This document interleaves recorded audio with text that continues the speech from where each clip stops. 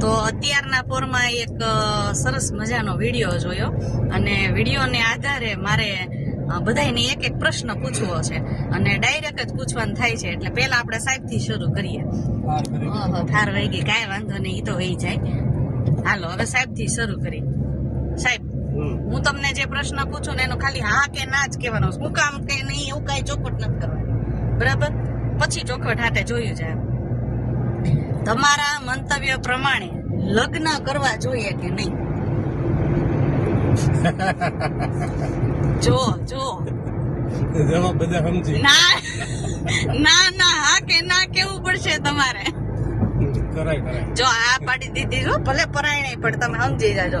હવે અમારી હારે બેન આવે છે ને એને પૂછો કે કરવા જોઈએ કે નહીં. હા ઓકે હાલો, અહીંયા કરવા જોઈએ. ઠીક, કાંઈ વાંધો નહીં. આ બધા હજી કઈ ધરાણા લાગતા નથી.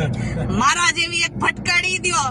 હમણાં જો સાહેબે કેવા દાંત કાઢ્યા, એમ એકાદું મણ મારી જેવું ફટકાડી દ્યો. જો બીજી વાર હા પાડે તો કે આમ ગળે છરી રાખો ને કે લગ્ન કરવા જોઈએ તો એમ કે ના સરી આમ કરી દો, બાકી ના હા નહીં પાડું. એટલે આ લોકોને કોઈને મારા જેવી મળી નથી લાગતી. થયું છે એવું કે હમણાં એક હું વિડીયો જોતી હતી ને એમાં એક કોક 49 વર્ષના ભાઈ હતા ને એને બિચારાને મેરેજ કરવા હતા ને બધા એને ના પાડતા હતા કે તમે રેવા દો, મેરેજ ન કરાય એમ.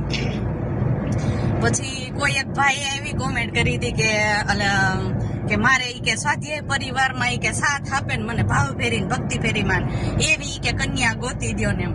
એટલે થોડુંક એવું બધું વાંચ્યું ને તો મને એવો વિચાર આવ્યો કે આ બધાને આવું છે તો મારે પૂછવું જોઈએ, મેરેજ કરવા જોઈએ જ નહીં. પણ તમે જોયું ને સાહેબના રિએક્શન જોયા કે એની હામાં ના હતી ને, કારણ કે એને હું વળી ગઈ છું એટલે એને ખબર પડી ગઈ છે કે કરાય નહીં.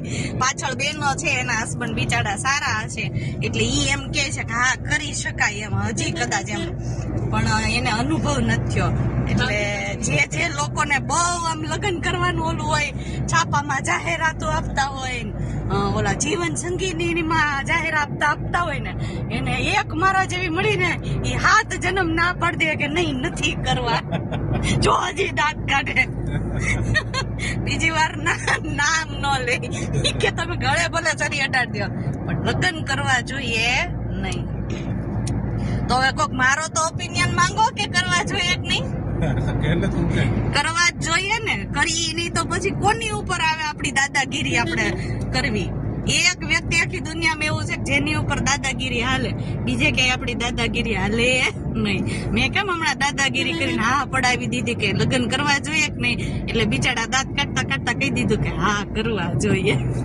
કરવા જોઈએ. હું તો બધાને સલાહ, ખાસ કરીને બહેનોને સલાહ આપું છું, ગમે એવો હોય પણ આપણો ઘરવાળો એ આપણે એની ઉપર જો ગમી હલાવી શકશું, બીજે ક્યાંય આપણી હાલ છે નહીં. એટલે બધા બહેનોને મારે રિક્વેસ્ટ છે કે પૈણી જાજો. પછી કાળો છે ને ધોળો છે ને નથી ગમતો ને એવું કાંઈ નહીં, ગમાડી લેવાનો. જો અમારા સાહેબ છે, મેં ગમાડી લીધા કે ન ગમાડી લીધા? ના હારા છે એટલું કહી દઉં છું. મારી કરતા તો બહુ હારા છે.